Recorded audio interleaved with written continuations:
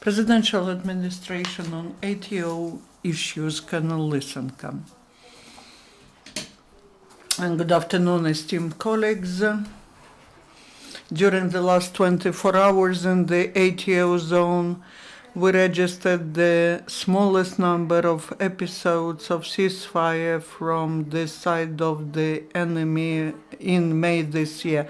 At the same time, the effects of use of heavy weaponry by illegal groups practically at all the sections of the front certified that the militants plan to continue and escalate the conflict. In Mariupolsky direction, the hottest point was Chermalik settlement.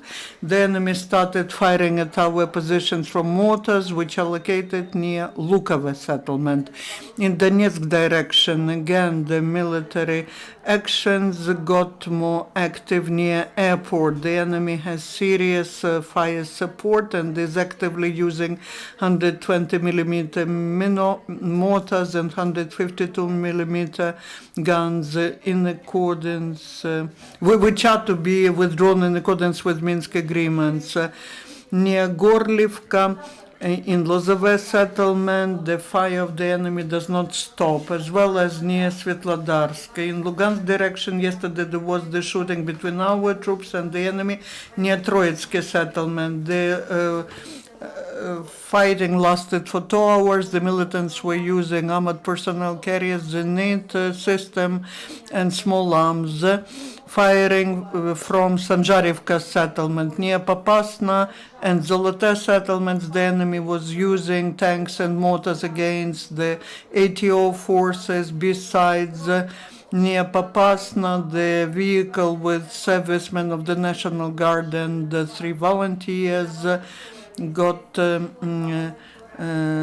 blown, in the result of which 2 volunteers, officer and soldier of the National Guard, were killed and 1 volunteer was heavily wounded. Also, the militants are shelling from mortars at our positions near Shastya. During the last 24 hours, in the result of military actions, 2 Ukrainian servicemen were killed and 4 were wounded. Ukrainian law enforcement officers are confiscating the weapons in the ATO zone.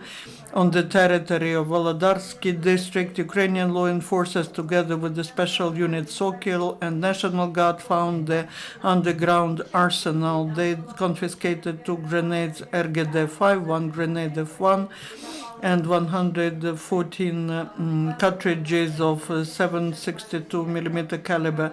The violator is 56-year-old local citizen. He explained that he found the weapons in the forest near Stepne of Mariinsky district of Donetsk region, in the house where there is the point of receiving the scrap metal.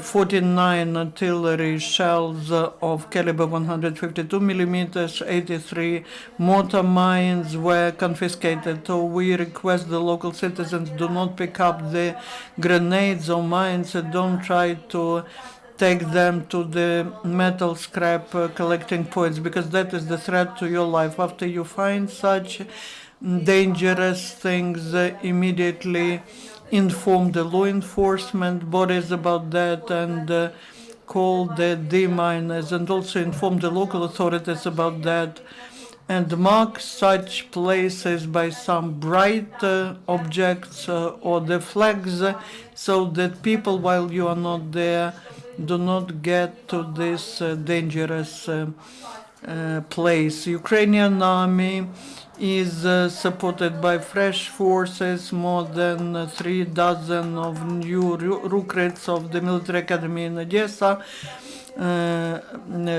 had the course of primary military training, and now they are getting ready to operate in accordance with their specialties. Militiamen from Ivano-Frankivsk are replacing their colleagues in ATO zone. In Mariupol, there was a rotation of the units of pre-Carpathian law enforcers, about 100 military who were defending the city during the month, are now going back home.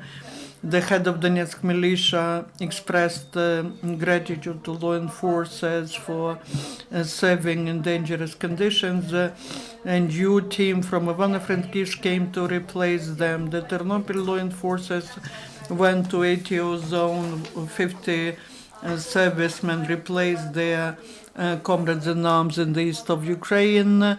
In the zone of ATO, the law enforcers will be serving at checkpoints, will be defending the order, protecting the order, and they will be helping their colleagues from local district departments of militia to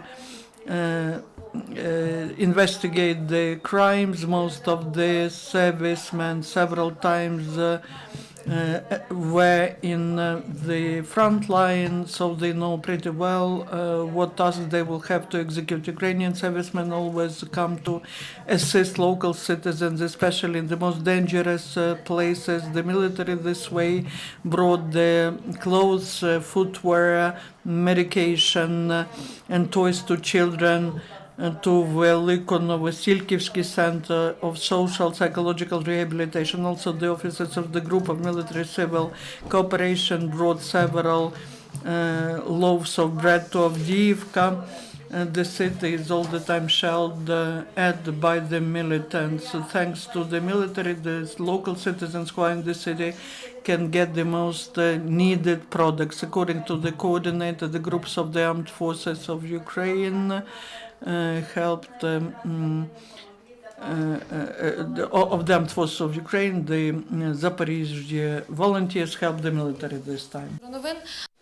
An independent news bureau. Could you please tell us how many military servicemen were killed since the anti-terrorist operation started and since the regime of silence was introduced? We don't have aggregate amounts because regrettably every day we see changes to increase this number, and if you need it, we will sum up these numbers by the end of the month. What can you tell us about the detention of 2 Russian military personnel next to the city of Shasta? This was a combat clash of a sabotage and subversion group of the enemy with our military. Those were our usual infantrymen, and their vigilance and their well-oiled cooperation with other guys were able to detect the group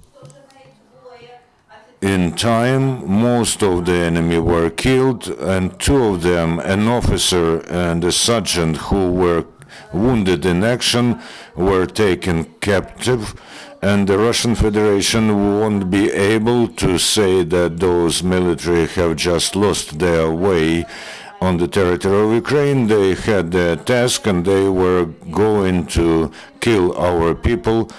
Tomorrow there will be a meeting organized with them for the media, and those 2 military personnel will answer all your questions. This is not for the first time that we do this. When 9 commandos from the Russian Federation Armed Forces, as if lost their way, got lost, they were also captured as prisoners, and they answered all the questions of the Ukrainian mass media. So follow the announcements. We still do not reveal the place where they are kept. What is the state of a volunteer who suffered as a result of the landmine explosion in Popasna?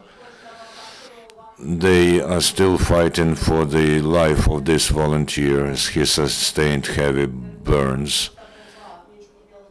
You said that yesterday there was a heavy clash next to Troitsky. What about now? We don't have any immediate information. Any other questions to Colonel Lysenko? No questions.